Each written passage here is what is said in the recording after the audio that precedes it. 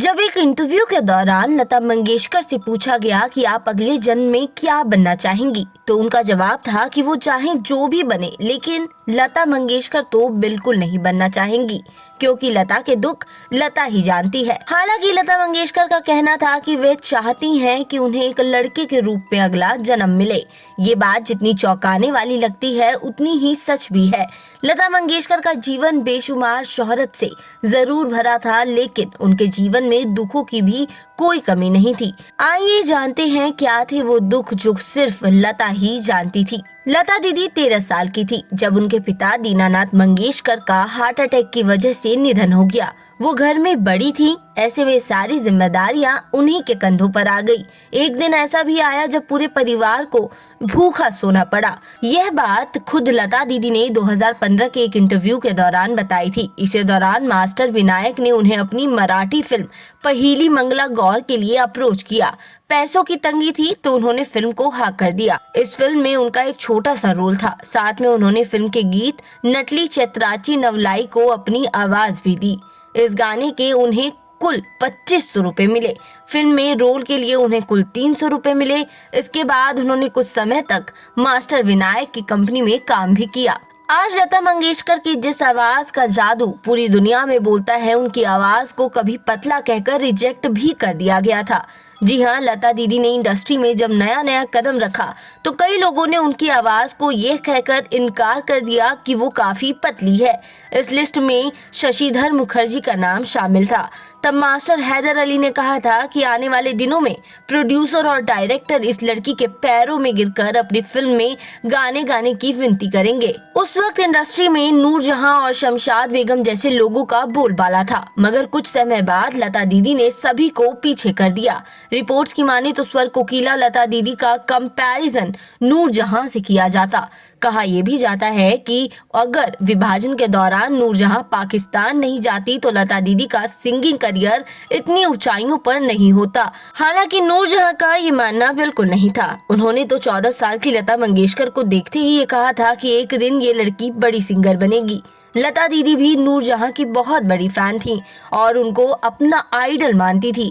खाली समय में नूरजहां भी लता के गाने सुना करती थी। दोनों के बीच कंपटीशन से ज्यादा प्रेम नजर आता था।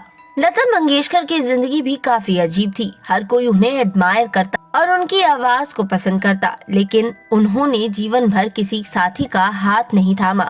हालांकि इसकी भविष्यवाणी लता दीदी के पिता दीनानाथ मंगेशकर ने पहले ही कर दी थी। दरअसल लता दीदी के पिता एक ज्योतिष भी थे। उन्होंने पहले ही कह दिया था कि वो कभी शादी नहीं कर पाएंगी। उन्होंने लता दीदी की माँ से कहा था कि देखना, यह एक दिन नामी सिंगर भी बनेगी।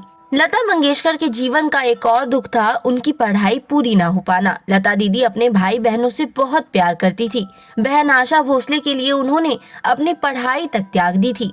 दरअसल लता दीदी और आशा भोसले एक ही स्कूल में पढ़ने जा रही थी। स्कूल में पढ़ने के लिए दोनों की अलग अलग फीस भी देनी पड़ती।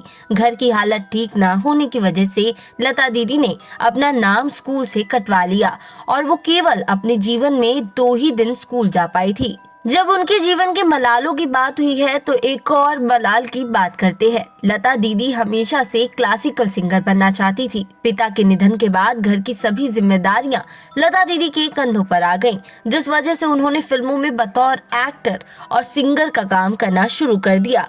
बाद में उन्हें क्लासिकल संगीत का रियाज करने का पर्याप्त समय भी नहीं मिला। नतीजन उन्होंने क्लासिकल संगीत को पूरी तरह से छोड़ दिया। करियर की ऊंचाइयों पर पहुंचने के बावजूद लता मंगेशकर को ताउम्र इस बात का दुख रहा कि वो कभी क्लासिकल सिंगर नहीं बन पाईं। बेहद कम लोग इस बात से वाकिफ होंगे कि लता मंगेशकर ने भले ही अपने करियर में कितने भी गाने गाए हों, लेकिन उन्होंने कभी भी अपना कोई गाना ना ही पर्दे पर देखा और ना ही उसे सुना। उनका मानना था कि वो अगर अपना गाना सुनने बैठी तो खुद अपने गाने में ही कमियां गिना देंगी। लता मंगेशकर का जीवन असाधारण रहा। लता दीदी की आत्मकथा लिखने की कई लोगों ने कई योजनाएं बनाई, लेकिन लता मंगेशकर कभी भी पब्लिक डोमेन में नहीं आना चाहती थी, क्योंकि वो अपनी लाइफ को हमेशा से ही प्राइवेट रखना चाहती थी। उनका मानना था कि वो अपनी कहानियों के जरिए समाज के किसी भी वर्ग को ठेस नहीं पहुंचाना चाहती। उनका कहना था कि कुछ बातें अनकही रहें तो बेहतर है। इसी के साथ उनके जीवन के कई राज उन्हीं के साथ चले गए। समझने वाले समझ ही गए होंगे कि क्यों लता मंगेशकर ने कहा था कि उनके दुख केवल वही जानती हैं और वो इस जन्म में तो क्या अगले जन्म